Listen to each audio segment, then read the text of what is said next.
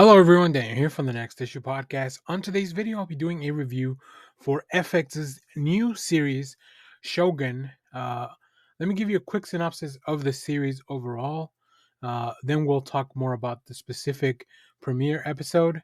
Um, in this series, when a mysterious European ship is found marooned in nearby fishing village, Lord Yoshi Toranaga discovers secrets that could tip the scales of power and devastate his enemies.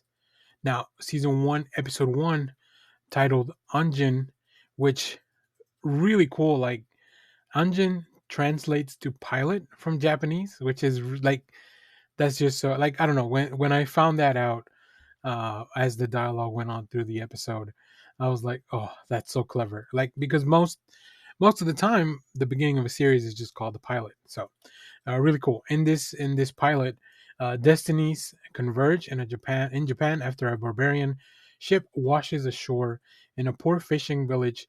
Meanwhile, in Osaka, Lord Toranaga finds himself outplayed by his enemy. This show stars Hiroyuki Sanada as Yoshi Toranaga, Cosmo Jarvis as John Blackthorne, Anna Sawai as Toda Mariko, Toranobu Asano as Kashigi Yabushige, Takehiro Hira as Ishiro Kazunari, Nestor Carbonell from Lost. If you know Nestor, like you know his work is excellent as Vasco Rodriguez.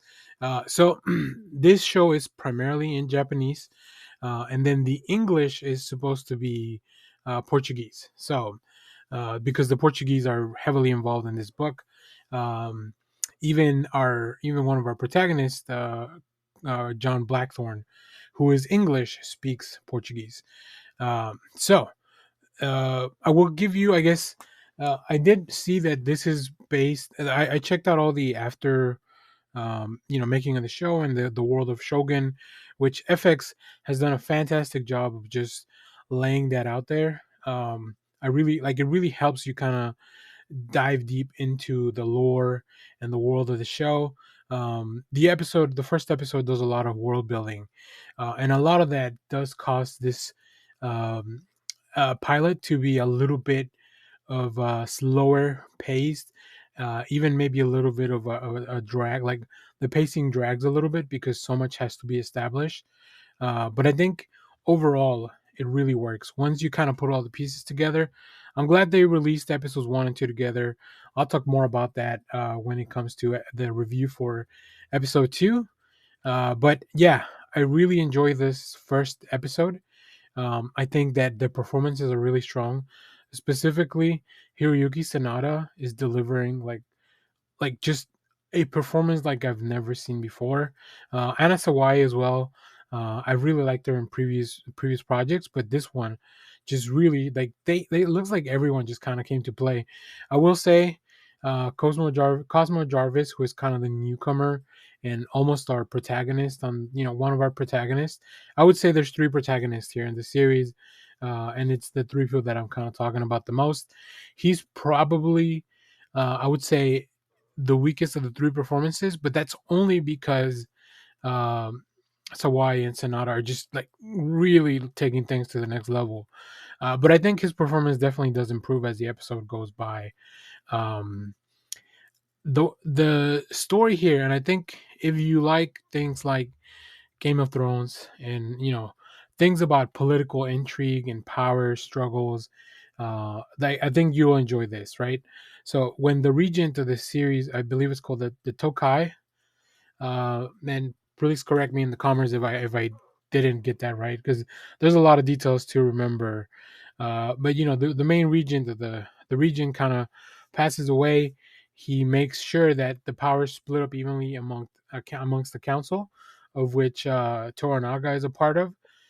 But the show kind of lays out that Toranaga was maybe kind of the favorite, I would say. So everyone kind of has it out for him. He's also not one to be Catholicism and the expansion of Catholicism via the Portuguese really plays a lot into the show.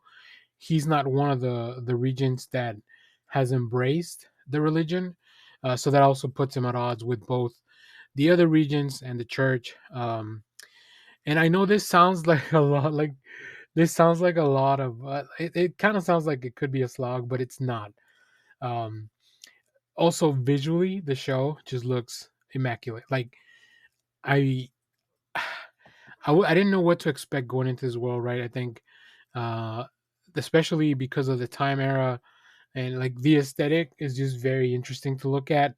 The outfits, I think the costuming for the show, just everything feels like it's very well done. Like this is the prestige show for FX, like shows in the past we've seen, and they're definitely taking things to the next level. FX has probably, I would say, some of my favorite shows of all time. If you want to see me do a video about my favorite FX original series, let me know down in the comments. So yeah, if you're not watching Shogun, you're definitely missing out. Like I said, you have great performances, a really intriguing story, a beautiful exploration of the Japanese culture and their customs. Um, the way that their society was structured at the time. Now, this is based on a book, a fictional book, but I, from what I've seen, it looks like it's a very well regarded book. Um, and like I said, if you were a fan of things like Game of Thrones and stuff like that, you'd probably really like the struggle for power and kind of people kind of playing dirty and using those tactics. But I think it's different here because the Japanese culture is also very different, right? There's a lot of things that they value differently, and it's just really kind of cool to see that just how the dichotomy changes, how things are very different from what you'd expect from a medieval type of show or something like that. This is definitely a very grounded show, and I feel like there's so much work being put into this that it's really worth your time. So really enjoying this so far. Stay tuned. We'll have probably reviews for every episode. I'll be working on episode 2 very soon.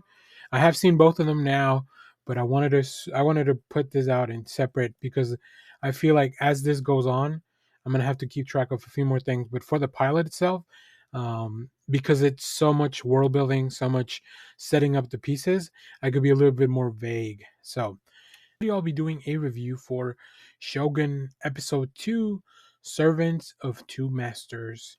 Let me give you a quick synopsis for this episode. In this episode, Blackthorn's arrival in Osaka stirs up a hornet's nest of rivalries. Also, Mariko is trapped between her cause and her faith when she must translate for the barbarian in Lord Toranaga's custody. So this episode really focuses a lot on exploring the character of Yoshi Toranaga. So let's go over the cast real quick, and then we'll get into the review.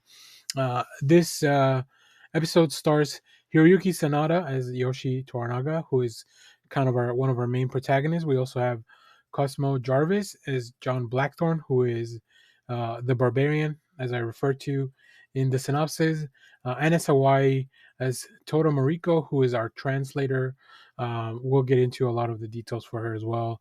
Tadanobu Asano as Kashigi Yabushige, and then Takehiro Hira as Ishiro Kazunari, who is one of the regions that is kind of, I would say he's probably one of the main antagonists from what I feel so far in this issue, right?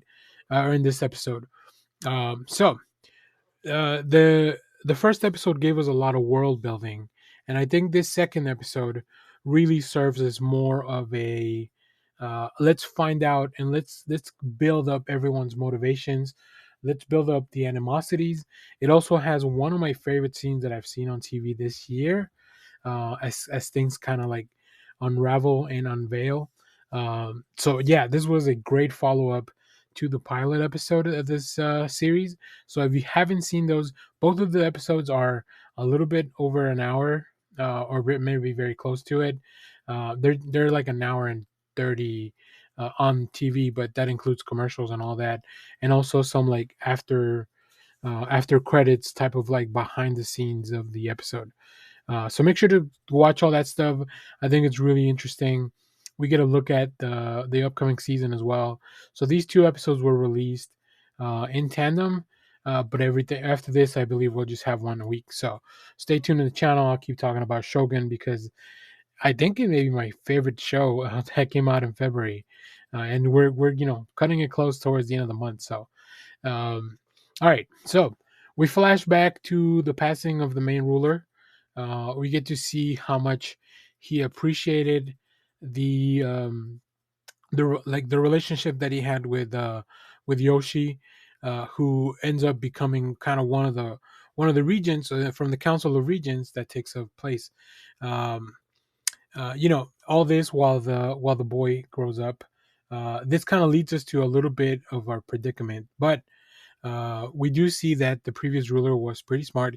He knew that if he only named one successor while his heir grew up to be of age, that would just pretty much be kind of a death sentence and a torture for who I believe and perceive as his friend Yoshi. So instead, he forms this council. Now, what's really interesting is because the Catholic Church, and the expansion by the Portuguese is really driving a lot of this stuff, especially a lot of the animosity with the other regions, and it's kind of out forthright for the viewer to see, but obviously within the characters and the story of the show, it's not supposed to be as overt. Now, things are definitely happening. One of the reasons that the church and the other regions don't want John Blackthorne around is because he has knowledge. He has knowledge of the outside world. Especially the church finds out that he has some specific knowledge that could be very, very damaging for the church. So um, it's really interesting to see how they're trying to play that up while still maintaining their image of the church, right?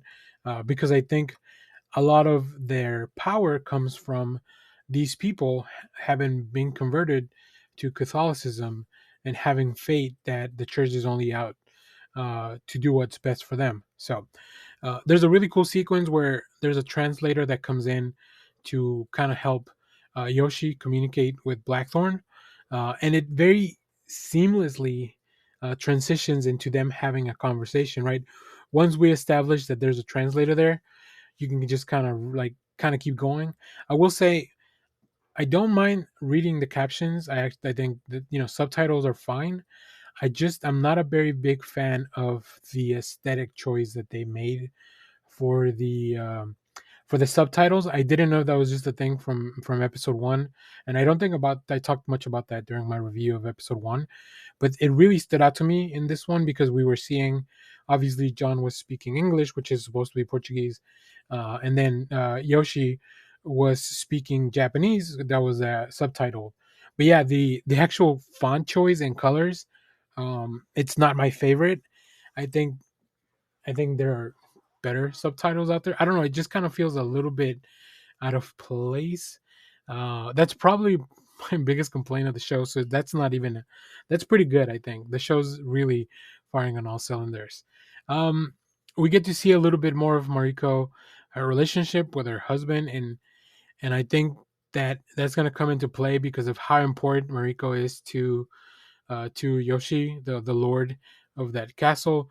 We get to see a little bit more of these other regents and their relationship, their animosity, all the little things they're planning behind Toranaga's back to try to take and all that. There's a really cool, I'll call it the bandit ambush scene, which I think was very well executed. There's a lot of action there, and I think there's also a lot of intrigue that kind of comes out of that. But my favorite scene of the show was in this beautiful garden. John starts spilling all the secrets of the church and the Portuguese, and this is where Yoshi and the rest of the people that are with him kind of find out the true motivations of the Portuguese. Now, if you kind of just know a little bit about history, any like a lot of these countries that were colonizing different places were not doing it with the best of intentions. They were there to establish the rule. Now, Portugal, in this case, and in this story, is being a little bit more underhanded by coming in as the church, but their intentions are definitely the same. They view they view all the lands that they're conquering as uneducated savages because they don't have religion. They definitely see them as lesser, but obviously this doesn't fall well when Joshi and his people find out. Obviously, this isn't going to go well. So it'll be really interesting. Just the scene, the tension of that scene of that discovery of that revelation. I think it's also played out really well for John, so it's kind of put him in a little bit of a better spot. There's also a lot of action in this second episode, and I feel like we're just kind of getting started with that. I can't wait to see what those larger set pieces that we saw in the preview are going to look like. Um, we've also established that there's a samurai armor kind of hanging around, and I can't wait to see that in action. I think that's going to look very cool. Review for Shogun Episode 3, Tomorrow is Tomorrow. For if you haven't been following along, let me give you a quick synopsis of the show. We'll talk about this specific episode, and then we'll go into a little bit of spoilers. So be warned. Make sure you've seen the episode. This show is about a mysterious ship that is found marooned nearby a fishing village in Japan. Lord Yoshi Toranaga discovers secrets that could tip the scales of power and devastate his enemies. In this episode, after John Blackthorne survives the Brazen assassination attempt, Toranaga realizes he must ferry his allies out of Osaka or risk certain defeat. So yeah, the Toranaga and his pretty much his group had been staying in Osaka as guests, but now they realize that they have to get out of there. Now, obviously, this won't be as straightforward as it would seem, but it was definitely a really interesting episode. It's got at least two really cool sequences that I will get into, uh, and then even some really quiet moments, which this show really takes advantage of. So let's go over some of the cast real quick. So we have Hiroyuki Sanada as Yoshi Toranaga, who is really one of our main protagonists. He's the regent that I feel the show wants to be rooting for, and I don't see why you wouldn't. We also have Cosmo Jarvis as John Blackthorne. He's the marooned pirate that is now working with Toranaga. Anna Sawai is Tora Mariko. She's the translator, and she definitely has a big role as well. So I would say those three are the main, our main protagonist. We also have Tadanobu Asano as Kashigi Yabushige, Takehiro Hira as Ishido Kazunari, who is Lord Ishido is probably one of the main regents that stands out. And then, of course, we also have Nestor Carbonell as Vasco Rodriguez, who is a sailor that knows, or that at least has interacted with John in the past. And very interestingly, their relationship kind of comes back this episode. So let's go through the beats of the episode, and then I'll talk a little bit about the things that I enjoyed. But as I mentioned, overall, this was just another really fun episode. Um, so we open up in a bit of a quiet moment, right? Yoshi Toranaga is kind of there. Everybody's kind of regrouping after the assassination attempt, and I think they discover that the assassination attempt was not so much on Toranaga's life, but it was because they wanted to kill Blackthorne. He, the church believes that he is a great danger, and we've seen why, right? He has explained the plans that Portugal has for the rest of the world. So definitely, that's not something that the church wants getting out there for the kingdom and for the church. It would be really not good for any of them. So I do love that the show takes the time to dwell on like these little quiet moments. Each of these episodes is probably about an hour runtime without the commercials. So it ends up being like an hour 20 minutes on the live broadcast and TV. But yeah, the show definitely takes its time with those scenes, and I think it it brings a feeling of just how much dedication and time is being put into the show. Like it feels like if you're not willing to rush through a sequence like them just watching the sunrise, like you're definitely gonna go into detail about a lot of the stuff that you're doing on the show. So I really like that. So we realize that they have to move for John and his safety. Um, Lord Ishida shows up before they can leave. There's this really interesting like inspection, right? Everything kind of has to go through like there's so many procedures and processes that they have in this system of regions. I think one of the things that I find very interesting is that while on the surface everyone seems to be polite and abiding by the rules and maintaining a certain level of like honorable discourse amongst them, they're all kind of plotting in the background. So the plotting and the sneakiness is not as overt as some other shows, but I think it's still there, which is really interesting. So uh, you know, Lord Yoshi Toranaga has to be sneaky to kind of trick Ishido into being able to escape. Um, this show loves a good ambush in the forest, and we have another one this episode because all these regions continue to try to kill John, and if they get to kill Toranaga as a bonus, then that they'll definitely take that. Um, we get a little bit of closure with the character of they name him Buntaro in here. He is Mariko's wife or husband, that who we didn't see much in the previous episodes. It felt like he was kind of a ass, but then in this episode, he's very quickly like kind of redeemed. I feel like he's unfortunately moved out of the way of the story and is given this end so that our three protagonists can kind of continue moving forward, and they all have something a little bit to kind of look back on. And then also, I feel like I haven't read any of the books or anything like that, but I feel like John and Mariko will end up being intertwined in some kind of way, maybe in a romantic fashion. We haven't seen hints of that.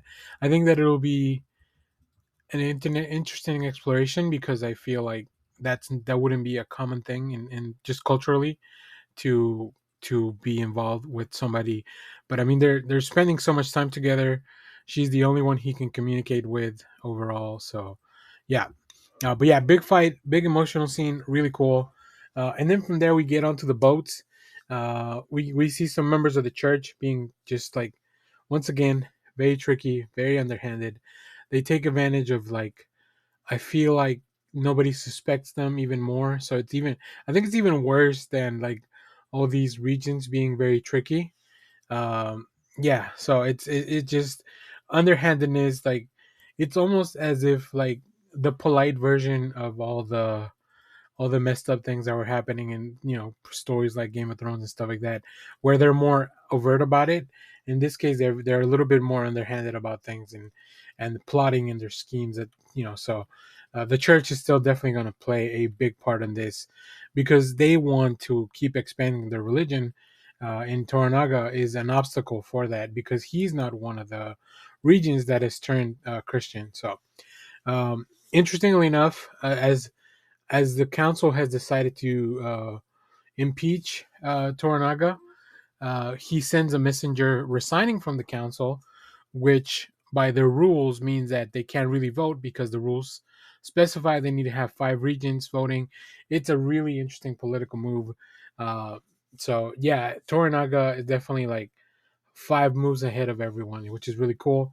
And the show closes out with, after the big boat race, boat fight, whatever you want to call it, closes out with a really nice sequence of Lord Toranaga asking John to teach him how to dive off a boat, and they have a race. So yeah, I think very much a feeling of the tension being relieved. They have finally escaped this one thing. Of course, things will probably escalate again, but for now, things feel safe, or at least safer, and things are going according to plan as well. So, another great episode. Really, really loved um, just the visuals of this episode.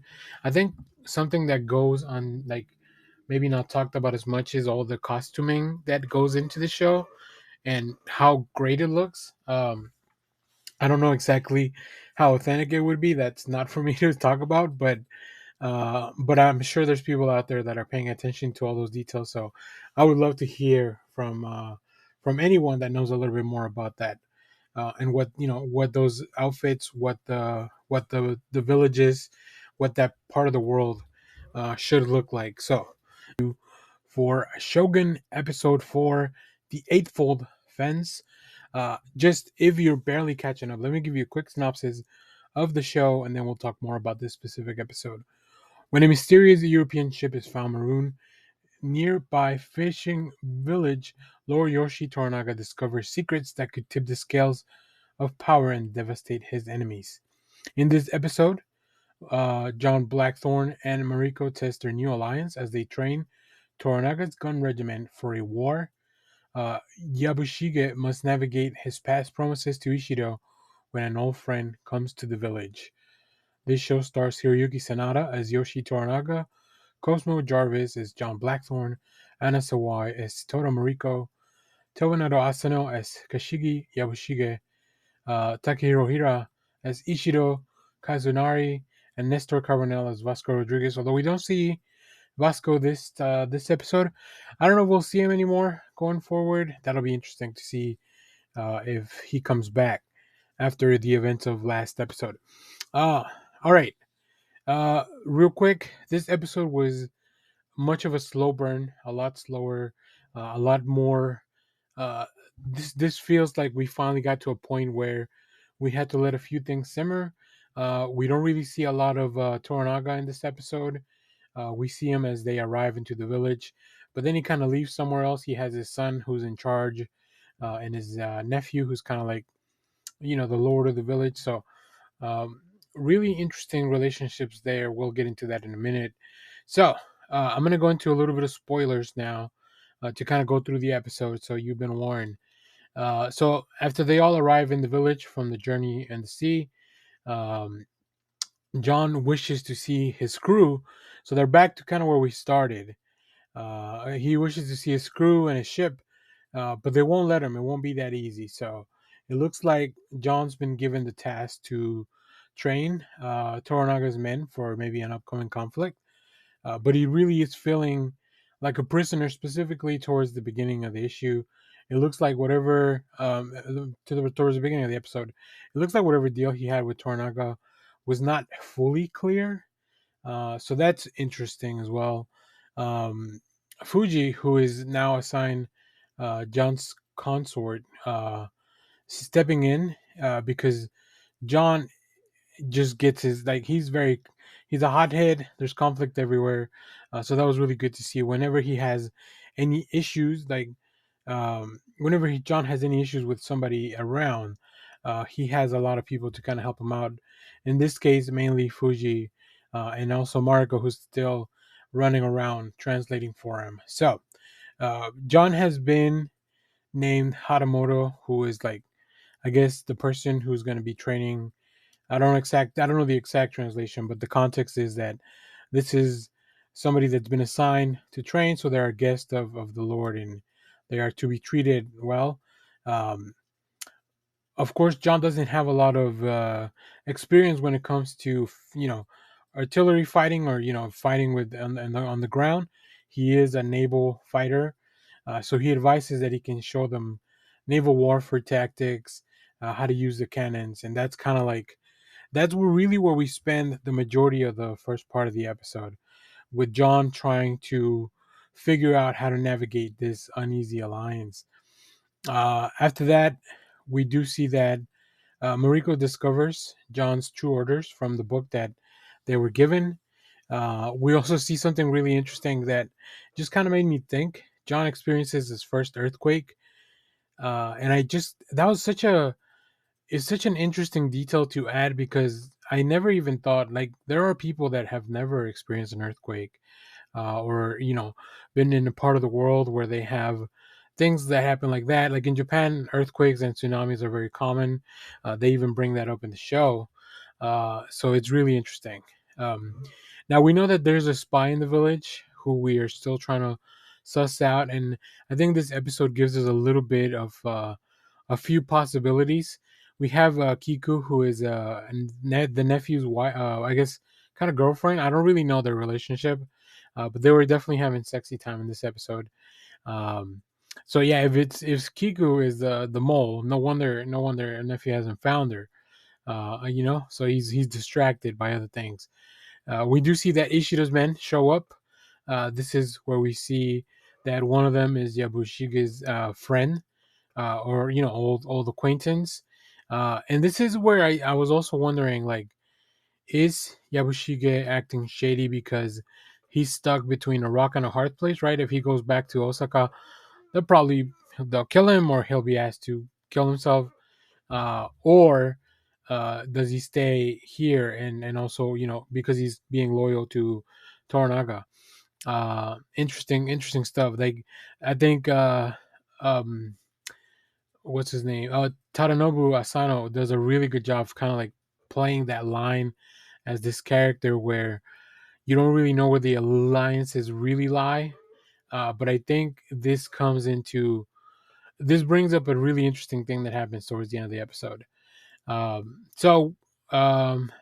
Ishido's men will stick around overnight to, oversee their training or whatever, like just so they can have a bit of knowledge.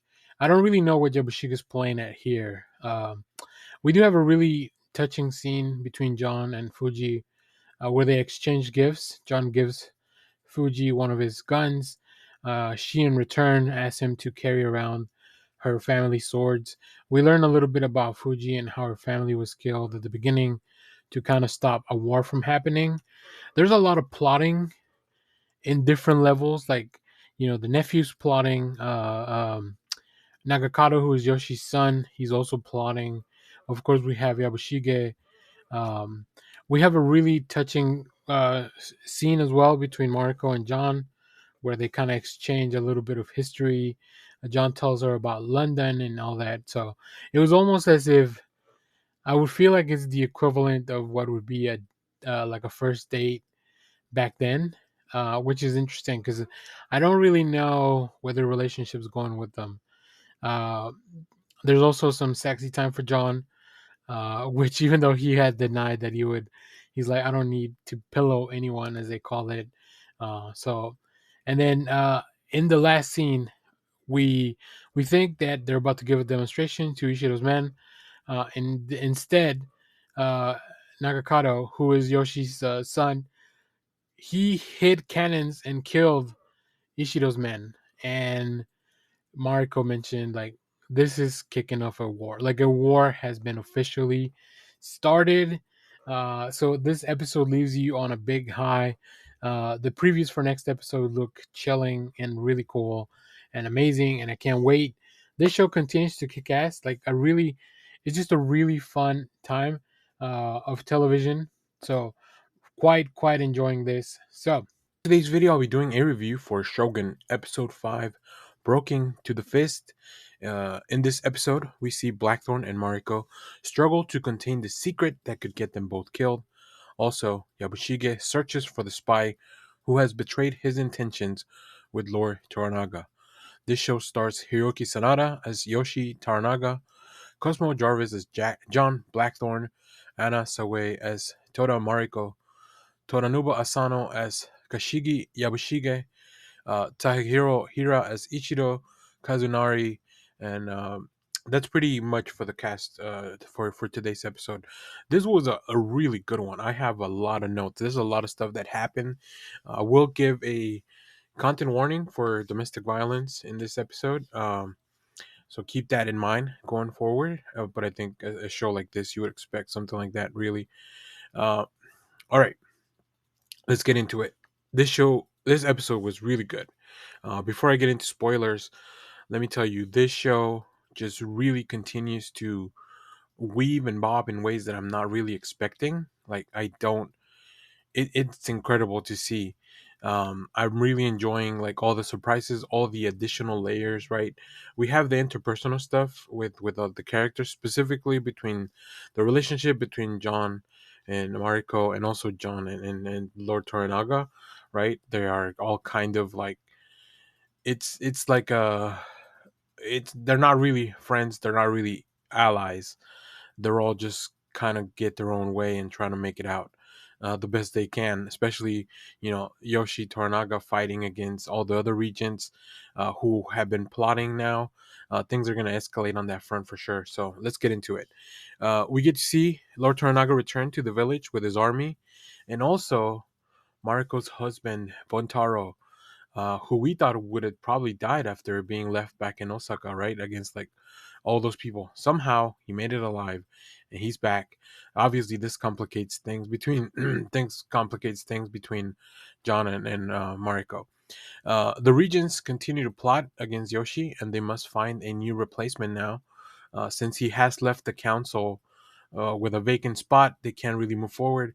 But I think the interesting thing is that even though all these four regents have a common enemy in Yoshi, they're very wary of who to bring in because obviously they still don't trust each other as well, right? They each want probably somebody that they'll be able to control and have more power in the council.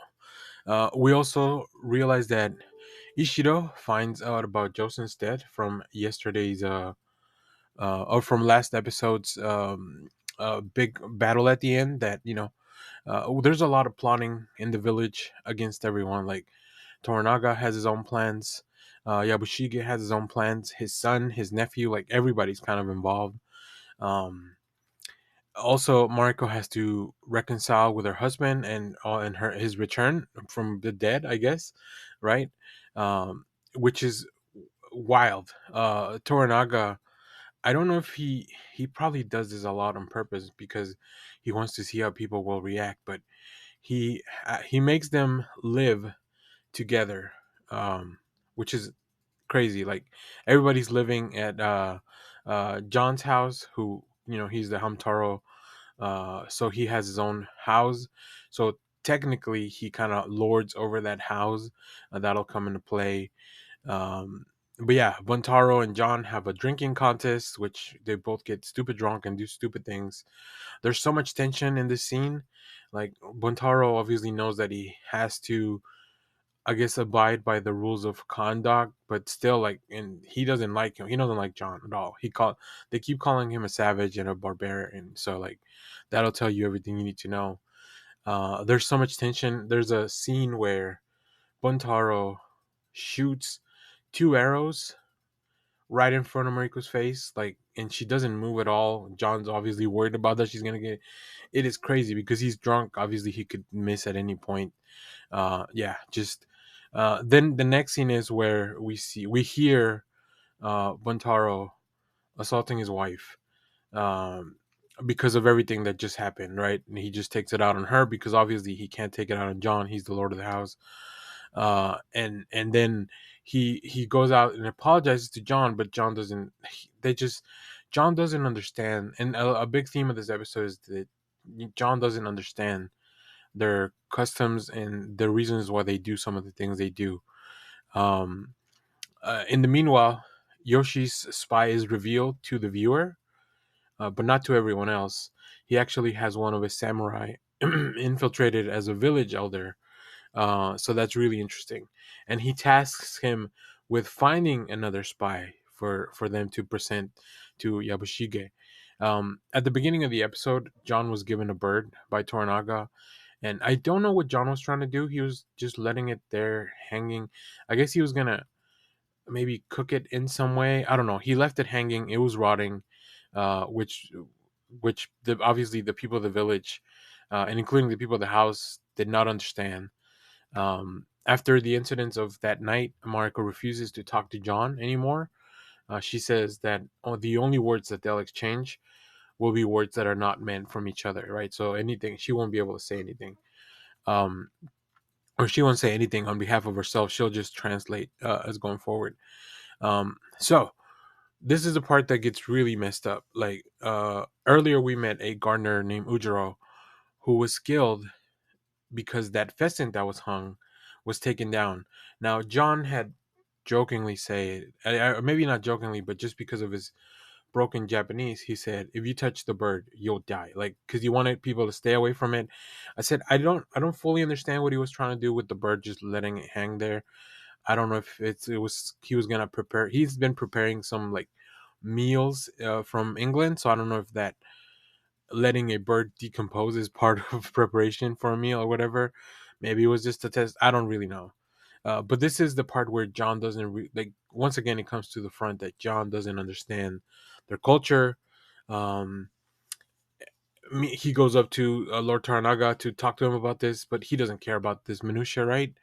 Uh, and then out of nowhere, an earthquake happens, like while they're all out in the field, and it looked great, like just looked really good because it was the middle of the day, so like the effects had to be on point.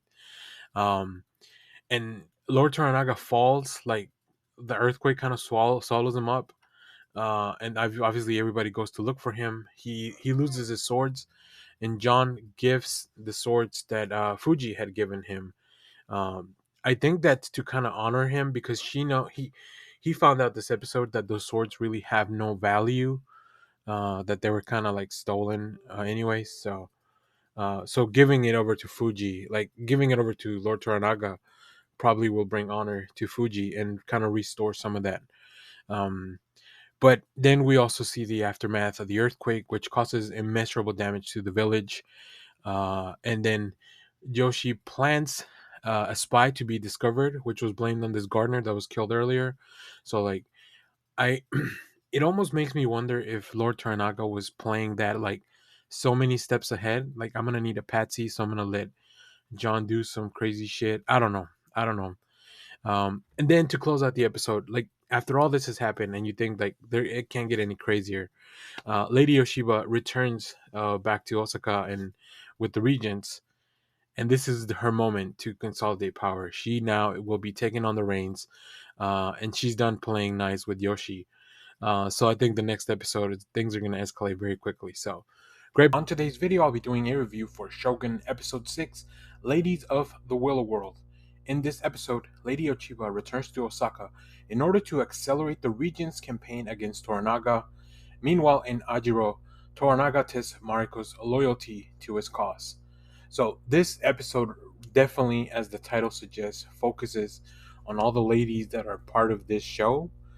We really get to see and spend the most time with both of our, I would say, protagonist and antagonist. Uh, so we have Fumi Nakaido as Lady Ochiba no Kara, Ana Sawai as Tora Mariko. We have Moeka Oshi as Usami Fuji, who we've met in the past. She is John's consort, I believe it's called. We also have Yuka Kori as Kiku, who we've also seen in the past, but definitely we get a lot of time in this episode at the brothel. We also have Hiroyuki Sanada as Yoshi Taranaga, Cosmo Jarvis as John Blackthorn, Tadanobu Asano as Kashigi Yabushige, who is Toranaga's right-hand man, kind of. I don't know, he's got his own politics, and Takahiro Hira as Ishido Kazunari, who is the main antagonist when it comes to the regent side. All right, so after everything that happened in the last episode, big earthquake, Toranaga's life once again saved by John. We get a flashback to Asuchi Castle 22 years ago, where we see a young Mariko as a child interacting with pretty much a lot of the people that we're seeing now, but we get to see her with her father as well. Now, we learned about the shame from last episode, and you know that her father brought to her, and the reason that she married Bontaro. But then we also get to see that wedding, which looks great. All the costuming, like from the get go, this show just really had great. It made everything look and hopefully feel very authentic. I'm not the best person qualified to do that, but to me, it feels like they're paying a lot of attention to all the details. And then just from what I've seen online and other reviews and stuff, and other people more qualified to talk about that, that seems to be the general consensus. Uh, like I said, we experienced the aftermath of the earthquake. Because of his actions, John is promoted to like admiral or like the whatever the rank is. He's kind of like the commander now of the armies, at least for the Cannon Regiment. But he also has his own. John's been trying to leave Japan, right? For a while. He just wants his ship. He wants his crewmates back. Those poor crewmates, I don't even know what they can be doing. Granted, they are pirates, but man, oh man, they've had a rough from episode one. Um, we also see that Ishido's starting to move on Toranaga's allies. He has a few. He takes a few people hostage. He doesn't believe they're hostages, but they definitely feel like they're hostages. Um, Also, we see that the church is also thinking about moving against Lady Ochiba because they don't really trust her. It is widely known that she hates the church. Um, then we also kind of see a flashback to everything that Lady Ochiba went through her life, and this is kind of what I mean, where this is a very an episode that is very centric to the female cast here because we get to see Mariko as she's kind of her upbringing. We also get to see Lady Chiba. We learn a lot about her motivations, which I think is very interesting. Um, so I'm glad that the show has focused on not just the characters that we've been following along, but I've always considered Mariko the third lead of the show. Like all three of them are co-leads of the show. So I'm very glad that the show chose to focus on that. Uh, the council keeps trying to bring in their fifth, fill in the spot left by Toranaga, so they can finally, get rid of him and officially get rid of him. Uh, and they asked Lord Ito, who is an actor. We do get to see a play, which I also find that very cool. Like just how they, even in the times of war and struggle, they would take the time for like this is what entertainment was. So they see a play. Um, Toranaga is warned of the council siege. We get to see one of his people ride out and give him a warning. Uh, Also, Mariko has arranged that John, as part of his promotion, he got a gift from Lord Toranaga to kind of spend the night at a brothel. They keep trying to have John pillow, which is a very interesting term. But yeah, they keep trying to get him to like, I guess, take the stress off. I don't know. I guess Toranaga just wants to keep him happy or at least subdued. So he arranges a visit at the brothel, which leads to a like very interesting sequence of events. Um, Toranaga then also explains to Mariko like her plan, like her father's plan was for her to survive. That's why he did everything that he did, all the shame that he might have brought to his own name. It was all so that she would survive because Mariko is the one that's supposed to lead this fight alongside Yoshi Toranaga. Um, Also, the Council of Regents tries to vote in this fifth Lord Ito, but Sugiyama refuses, which kind of puts a wrench in all their plans. And they move swiftly with this. They I love that they blame everything on bandits. Like they just had license to get rid of whoever they wanted because they could blame it on bandits. So they killed Sugiyama and his people. So now they also have to replace him, I guess, on the council. But now at this point, the council is just Ishido's and Lady Ochiba's puppets. Um, we get to the scene where at the brothel, and it's just there's a little bit of tension, but there's also just like this interesting calm for that scene. John, as much as he may or may not want to, continues to learn about the traditions and why they do things in a certain way. Lady Kiku is very much in this place to facilitate, I think, a connection between Mariko and John, which is interesting. I think this is part of the test that Toranaga has for Mariko. Um, their relationship is so weird and intertwined, but the show really is handling that I think very well. So in the end, after John leaves the brothel the next morning, everyone's kind of there to see him off, including like some of the people, including like some of the Yoshi Toranaga's people, like the nephew's there, and I feel like the nephew has been kind of having a connection with Lady Kiku, so like it seems like he's jealous. I think he's been jealous of John for a while now because of all the attention that he's getting from Yoshi. Um, I guess they call him nephew, but he's Yoshi's son. So I think he feels very threatened and jealous, and I think that's kind of bubbling up to the surface. And this whole sequence of events also kind of accelerate that, I feel. And then at the end, we have a conversation with Lord Ito with Lord Ishido and Lady Ochiba, and she finally reveals the motivation of why she hates Yoshi so much, why she's so adamant about bringing him down, and it's all related to the death of her father, of her husband. She believes that it was all a plot by Yoshi to take him out. I don't believe so. I feel like Yoshi is probably the most honorable in the show, and that could be his downfall. But now we know what her motivation is, at least. And also, we get to see that Yoshi is also fine as he learns of Sugiyama's dead. He realizes that the council will stop at nothing to kill him, and he understands that he's got to move, and they're gonna put a plan into place that they've had to storm Osaka one time and just take everyone out, redo the government. Yoshi does not want to become a shogun, but I think I feel like he's kind of being forced upon that. So we'll see how that plays out with everything else that's going on. So yeah, on today's video, I'll be doing a review for Shogun Episode 7, A Stick of Time. In this episode, outplayed by the new alliances in Osaka, Toranaga is forced to carve out a deal with a long-lost family member.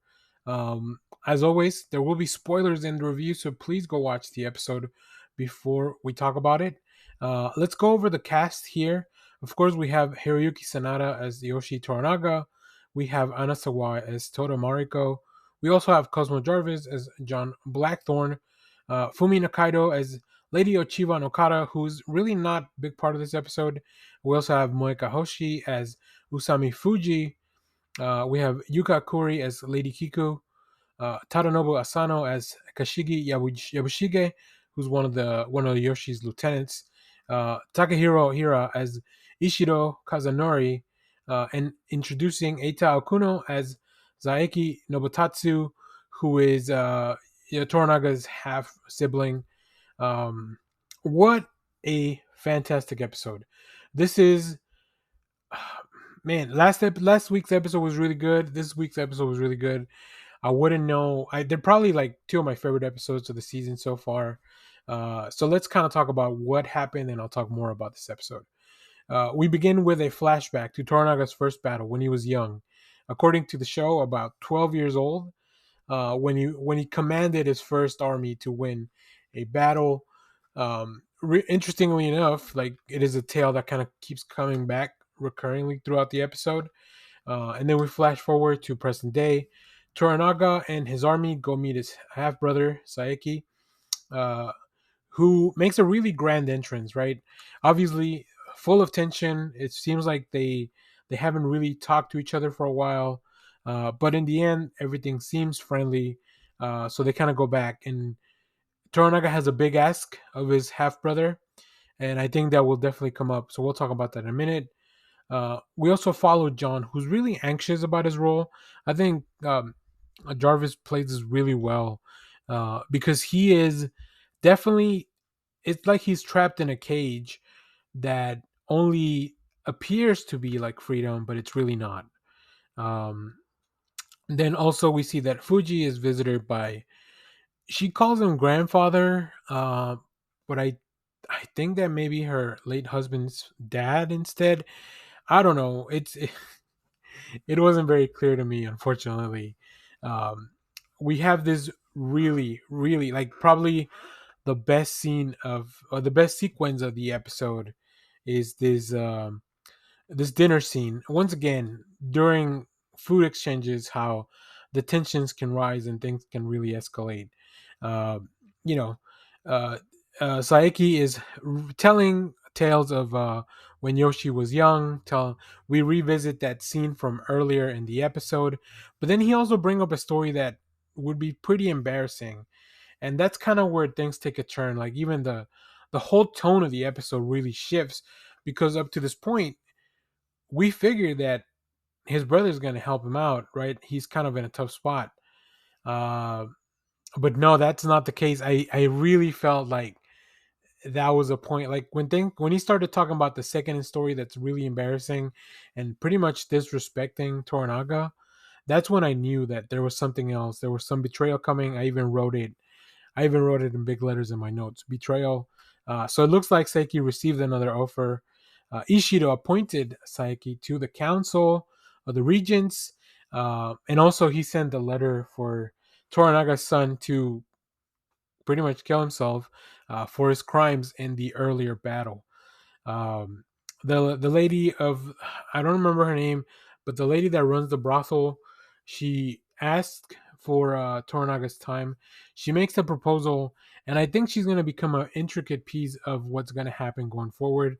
So that's really interesting to see, especially after all the setup we had last episode of how the women are probably a lot more important to the everything that's going on than you've been probably first led to believe. Uh, uh, Yabushige and the nephew and they all go kind of take a dip. Um, Also, we see that Buntaro and Yabushige they start bullying John for no reason, up to the point where Buntaro is about to kill him. And then, which is the crazy part, is that after that, Buntaro goes to ask Toranaga if he can kill John. I think he realizes that there's something between him and Mariko, but obviously he can't really act, or he shouldn't act without Toranaga's permission, as John is a pretty important piece of his plans.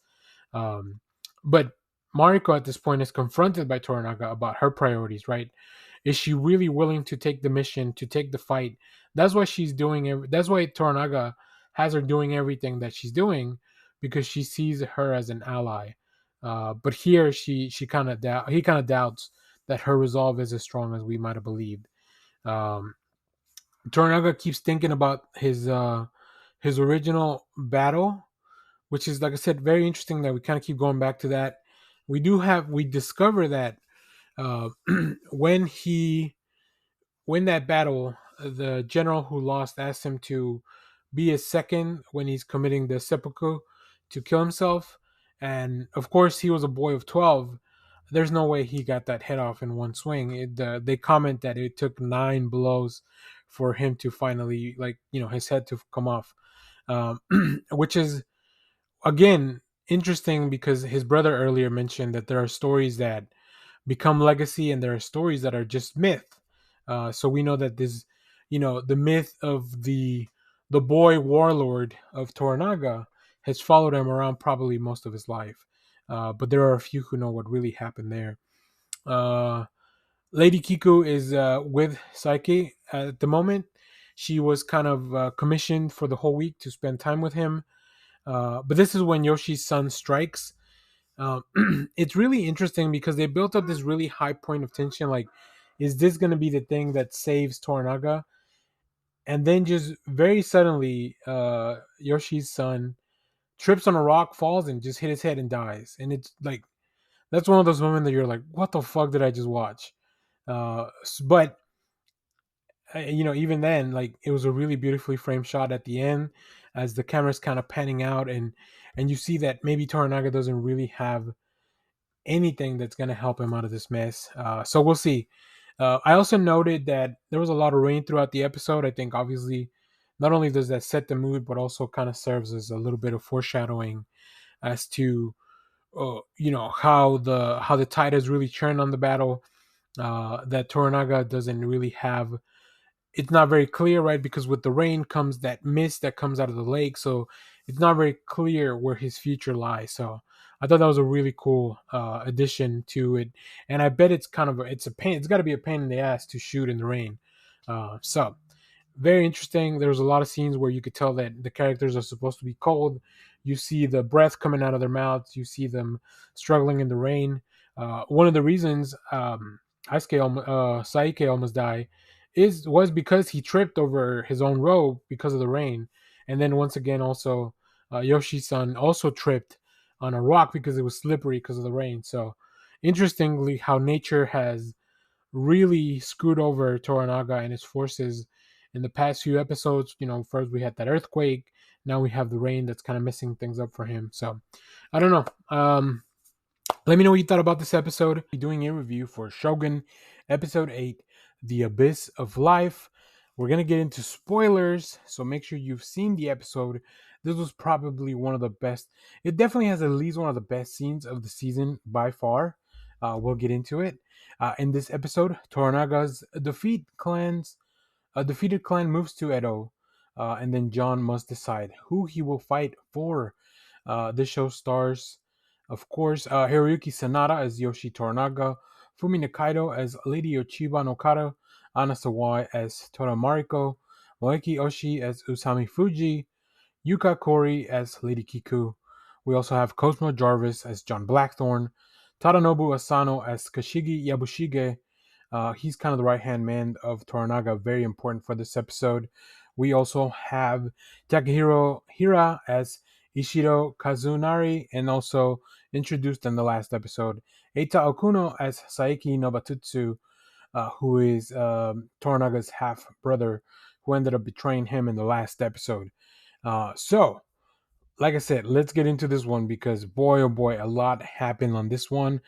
So, of course, we know that as of the last episode, Toranaga's son uh, died in an accident while he was trying to do battle, though.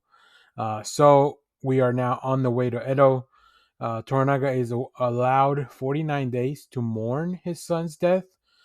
So he goes back to the city of Edo to bury him and do the funeral rites. In the meanwhile, Lord Ishido and Lady Ochiba discuss Toranaga's fate. Also, Ishido proposes marriage to Lady Ochiba. Wonder what the implications of that could be. They have a really interesting scene, a lot of tension. There's definitely something there, maybe even from before her husband and the Lord passed away. I wrote down the next scene as just the boys pouring out for one pouring one out for Nagakando, who is Toranaga's son.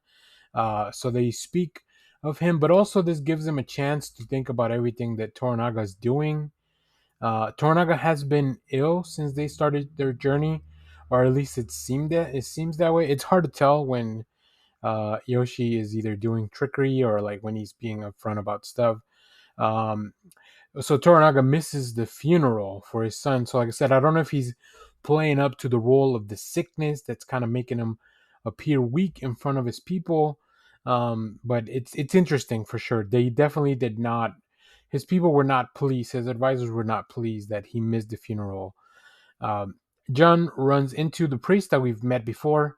The church is definitely stressing out because even now they are kind of looking to not so much for John's help, but that I mean the fact that they address John even though they know he's kind of like their main enemy is interesting. So the church is definitely in a tough spot and a big bind. Um, Toranaga sends a message with the priest. This makes his advisors think, including Hiromatsu, that he has a plan that he's going to fight Osaka. There's a reason there. Because he would never send something with the church. Something really funny happens later with the church. Toranaga agrees to give them a plot for to build a church in Edo, which is something he had been unwilling to do until now.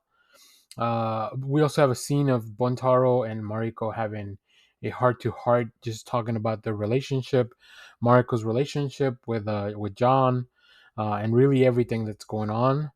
Um, John finally goes to see his men since they have been kept at Edo. We only see one of them, Solomon, who is drunk and definitely doesn't know what's going on. John realizes that those are not his people anymore. He beats him up because he's attacked by Solomon, but it is unclear if he killed him. It looks like he did. So he's escorted back to his own place. So yeah, John and them have a falling out. I don't think we'll be seeing. I feel like if anything, that might come back to bite John in the ass later on. Like his men maybe aligned with Ishido or betray somebody, something like that. Maybe one of them at least. Uh, we then see John going to Yabushige, to propose that he then becomes like he will sail for him, right? He will lead his command, but of course Yabushige refuses as he is still loyal to Toranaga, which is very interesting. That'll definitely come back into play later on in the episode. Uh, Toranaga has a meeting with all his advisors, but before this, one of the funniest moments of the episode. In the previous episode, A Stick of Time, we saw the lady of the brothel who runs everything ask Toranaga for a plot of land, and he acquiesced. He gave her a plot of land.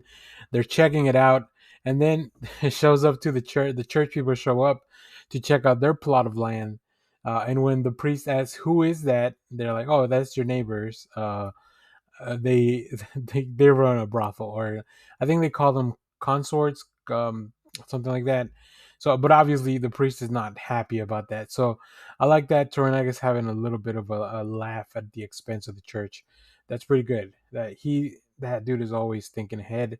Um, we also see now this is when we go to the council. Toranaga will ask all his advisors that will go with him to die in Osaka to sign a letter, and this is where things get super interesting. This is probably the best sequence of the whole episode. Greatly performed. I don't have the name of the actor that plays Hiromatsu, who is Buntaro's dad, and and of course Mariko's father-in-law, who she also calls. I think she calls him Grandpa. Um, but yeah, man, the his council rebels, right? His council, not everyone agrees to sign the letter. They start asking Toranaga, why is he willing to just die? Why is he willing to just put his head down? Why is he not fighting this time around? And that's kind of what sets things off. Hiromatsu tells Toranaga, "I if you refuse to fight, I will commit seppuku." And they go through with it. They have an exchange back and forth. Boy, like I said, fantastic performance from both actors. And Sanada, just like the pain in his face, because not only is he one of his most loyal advisors, but he's one of his best friends.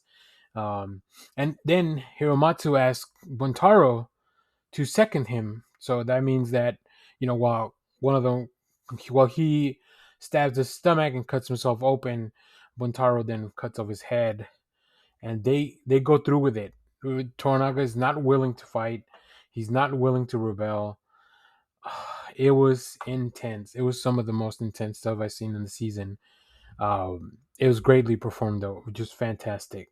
But then we do see Toranaga and Mariko talking about what just happened, and he explains how Hiromatsu has given his life for the plan. It's crazy. Toranaga knew that this was going to happen, that this would be the spark to have his people rebel against him and maybe go through with it. This also means that he was planning for Yabushige and John to work together. So then we do see that they are at the ship, and then Yabushige accepts John's offer, and then also Mariko joins them per orders of Toranaga. Um, and and it just feels like everything here is what Toranaga's been planning all along, and it's just incredible once the pieces fall together. Like I said, just an incredible ending to this episode. We conclude by Toranaga finally visiting his son, and then in some way also thanking him for buying him a little bit more time, right? Because of his death, he gets the 49 days of leeway before having to go to Osaka. Um, wow, what an amazing episode. I don't know where we're going. I don't know what's going to happen next, but I am very excited. Shogun continues to be one of the best shows of the year. If you're not watching it, you need to. If you're watching this and you're not watching Shogun, what's wrong with you? Go check it out. It's all on FX. It's on Hulu. So in today's video, I'll be doing a review for Shogun Episode 9, Crimson Sky. Uh, if you've been paying attention, you understand that Crimson Sky is the name of the secret operation that Toranaga has for getting out of trouble, really, as I'll call it. So, let me give you a quick synopsis. We'll go over the cast and then we'll talk about this issue. There will be spoilers for the episode, so if you haven't seen it, make sure to go check it out before you check out this video. In this episode, Mariko arrives at Osaka for the fight of her life. Blackthorn and Yabushige scramble to save their own heads as their options dwindle. This show stars Hiroyuki Sanada as Yoshi Toranaga, Cosmo Jarvis as John Blackthorn, Anna Sawai as Toto Mariko, who is definitely the MVP of the episode, if not maybe the whole season. We'll see how that plays out. We also have Moeka Hoshi as Uzami Fuji, Fumi Nakaido as Lady Ochiban Okada, uh, Taranobu Asano as Kashigi Yabushige, who's one of my favorite characters. Like he's just is such a great performance. Really, really like it feels like he's the character that's having the most fun.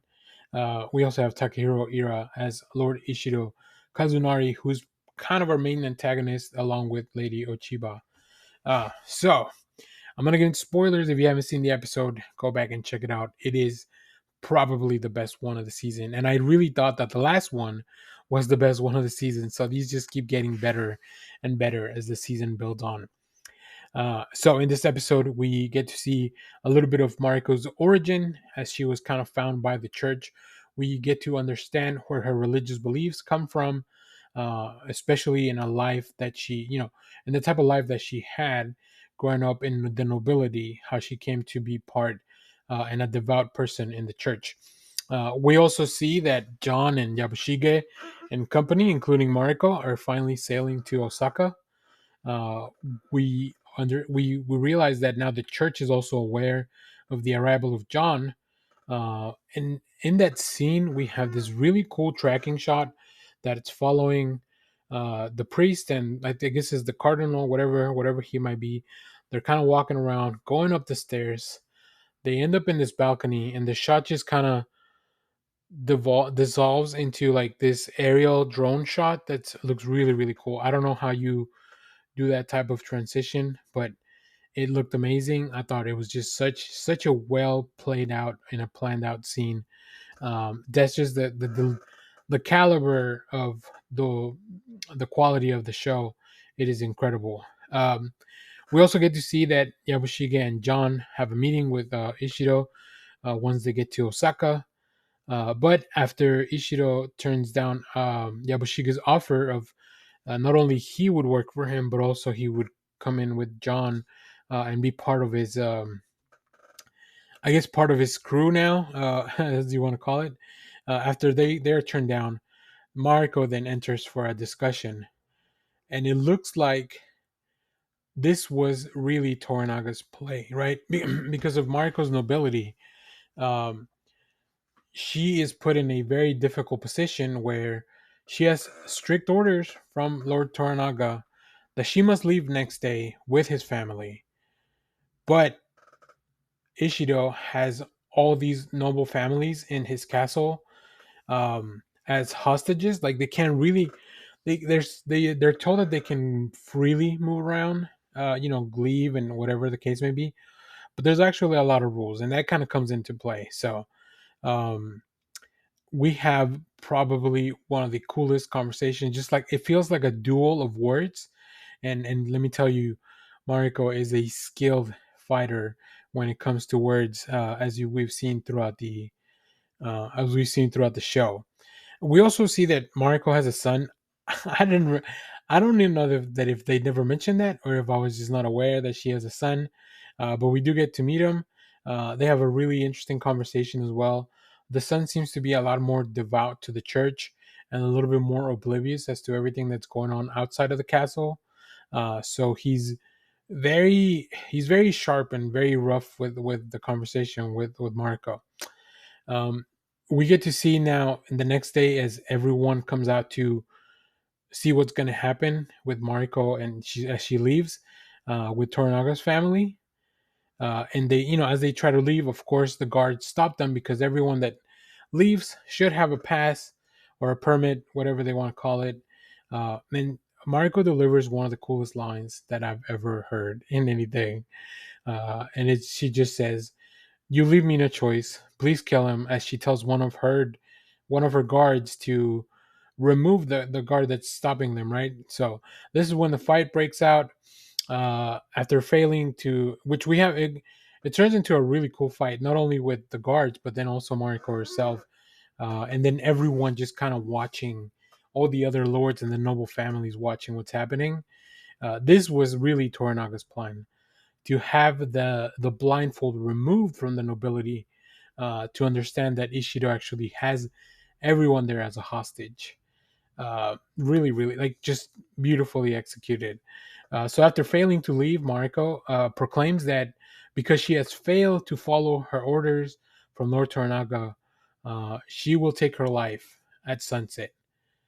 And this is the real play because then the regents have no other choice but to meet with Lady Ochiba, and Lady Ochiba makes it clear that this was always Mariko's play. This is her revenge coming back. Um, John is also requested to meet by the kid, the heir, who and Mark was there to translate. But this was just really kind of a ruse by Lady Ochiba to talk to Mariko. Really, she didn't really want. She didn't even want to talk to John. She just needed an excuse to bring Mariko, right? Because she's still a translator. So they have a really, once again, great conversation. We get to learn a lot about their relationship, especially when they were children and how that evolved or devolved into where we are now. Mariko also takes confession. It seems that the priest there are two priests that we've seen run around. One of them is a younger one. He doesn't seem to be as bad as the other ones. And this is the one. He's the one that is kind of friends with Mariko. He met her. We saw him in the flashback. He's the one that kind of brought her into the religion. So uh, in earlier in the when Mariko proclaimed that she would end her life, uh, Lord Kiawa was asked to be her second because as you if you are of Catholic or Christian faith, you know that suicide is a mortal sin. So you need if you have a second to take your life, obviously that's I guess that's kind of a loophole. So the to prevent your soul from eternal damnation. I don't know if that's all. I don't know if that all works out in the logic, but that's kind of how it's presented in the show. That's kind of their belief. So, uh, but he doesn't show up. He doesn't show up, and just as Mariko is about to take her life, John is there. He'll be her second to save her soul. Ishido shows up with a permit, and she says, "Fine, you can leave." And this is what kind of triggered. This is exactly the plan, right? This triggers others to ask that they also want to leave the castle. Uh, Yabushige unfortunately seems like he's up to no good. He seems like he has taken a deal because he killed some guards and then some. I mean, they're kind of dressed like ninjas, so I don't know exactly if they were ninjas or just whatever, like infiltrated outfits for a samurai. But they come in and their mission is to kill Mariko. They're driving into this like little storage and they blow up the door, and we just see Mariko blow up with the door. Uh, wow, what a way! If there's just no way that she survived that explosion, and what a way to leave. For Anna Sawai, what a way to leave this series. Fantastic stuff. I've seen some interviews of her and her time on the show, and boy, it is fantastic. It's just such a well put together show. And I can't wait to see. I think next week should be the season finale. So stay tuned. We'll definitely be covering it. But I'm telling you now, Shogun is going to be my favorite show of the year, and it's going to take something really, really strong to knock it off. I've been enjoying Fallout. I think that's really cool. That's really fun. I really enjoyed the first episode of The Sympathizer, which is like back to prestige television for HBO. But man, this show is quality. So in today's video, I'll be doing a review for Shogun episode 10, A Dream of a Dream. This is the season finale for Shogun, one of the best shows on television. Uh, Let me give you a quick synopsis. We'll go over the cast, then we will get into spoilers. So if you haven't seen the episode, make sure to go check it out. This show is fantastic. There's a reason that I was doing reviews week to week because this show just deserves all the attention. So, in the wake of the tragic death, Blackthorn finally considers the true nature of Toranaga's plan. This show stars Hiroyuki Sanada as Yoshi Toranaga, Cosmo Jarvis as John Blackthorn, Anna Sawai as Tora Mariko.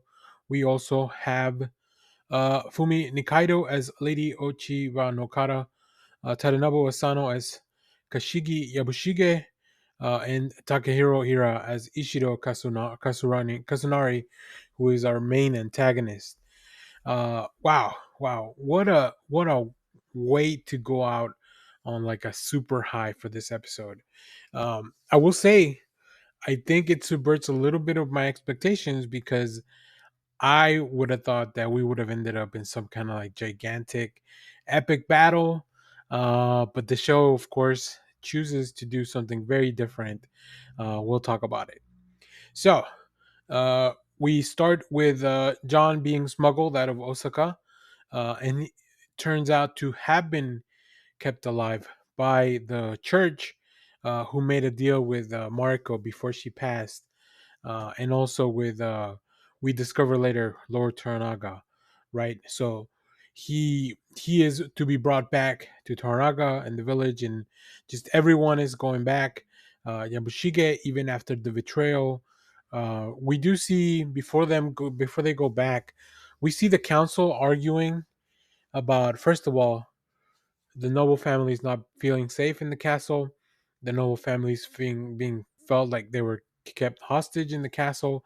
So we see that Mariko's sacrifice was not in vain. That she has liberated all the hostages, and taken a big card from Ishido's playbook. Really, just really taking something that, that was one of the things that kind of held them in power. These noble families felt like they had to abide by his rules and stuff. So even the council of regents seems to be in a little bit of disarray. uh, we also see that Ishido goes to Yabushige, and Yabushige is not like, he feels guilty. He feels like he knows he's done something wrong. He has betrayed not only his lord, but Lady Mariko as well. So we do see that she has passed away. She's given a proper burial. In the meanwhile, John misses all this because he had been out, like, with a concussion or something, probably after the explosion. But that is when we see John going back to Toranaga and his village. So later on, we do discover that the deal that was made was that they would leave John go back alive in exchange for destroying the ship. Now, this prompts us to see that Toranaga has gone through the village looking for the traitors that are working with the church to destroy the ship. It is definitely later revealed that this was all part of Toranaga's design. So, like, a lot of deception on the part of Toranaga, a lot of like him testing his people and the loyalty of his subjects, because he was ruthlessly cracking down on the villagers. Like, but it feels like this was some kind of test for John instead. There's a lot of designs within Toranaga's plan, but man, Hiroyuki Sanada just plays that so well. There's a lot of scenes where he must remain very stoic. He has a big. There's a lot of this episode was a lot of conversations. Like I said, instead of big battles, it was more like people talking things out, getting ready for the next thing. So Yabushige, he comes back. He's stripped of his lands and his title, and he's told that he will, he should commit seppuku by the next day. He asks that Toranaga seconds him in that matter, um, which does lead to later on them having a really interesting conversation where Toranaga gives him pretty much his full plan, right? But at this point, Yabushige is going to die. So there's, I guess, no harm in letting him in on the plan, because we do know that, unfortunately, um, he did betray his own lord. So uh, John decides to stay and fight for Toranaga. He asks him to rebuild the ships, to build him an armada so he can go to war. And the whole episode just kind of comes down to a few things. First of all, everybody's preparing for war. But then also the revelation that Lady Ochiba no Kara, Lady Ochiba has sent message to Toranaga that she will ensure that her son's army does not go to war. When Ishido takes the war to Toranaga, he believes that he will be aided by I guess, the royal army. But she mentions in the letter that she will ensure that Ishido does not have the support of that army. So probably this is probably all part of the plan, right? Because we know that Lady Ochiba and Mariko had a very close relationship, if not a little adversarial when they were younger, but definitely very friendly as well. And I think this kind of like Toranaga has shown that Ishido's plan is not very stable, that he cannot control the power. So maybe this is kind of like leading all to Toranaga's rights, because all Toranaga wants to do is serve the heir, right? He just wants to make sure that power is held until he becomes of age. So At least that's kind of what we see at the time. So yeah, very interesting episode. Really, really exciting stuff happening. Beautiful visuals. There are some places where Cosmo Jarvis' acting just seems a little weird to me. Like there's a place where he has to break down and cry, and his expression was kind of funny instead of dramatic. I think I don't want in a show that's full of such a strong cast. I think he's probably not as strong as some of the other actors. That would be something that I've really kind of talked about all throughout the season. So very interesting stuff. Um, we saw some scenes of a Blackthorn individual dying in bed with two kids, like playing around, like just an old. This is an older person, but I wasn't sure, and you guys can let me know in the comments. Was that supposed to be John and the like John remembering everything that happened to him when he was young, or was one of the kids supposed to be John before he became who he is? I think it's the earlier. I think that's just John, maybe thinking back in his life. But yeah, I don't know. You guys, let me know. What do you think? So as always, if you've seen this episode, let me know what you thought about it down in the comments. Stay tuned. We have more comic reviews, trailer reactions, TV recaps, all that fun stuff in the channel. Thanks for watching, everyone.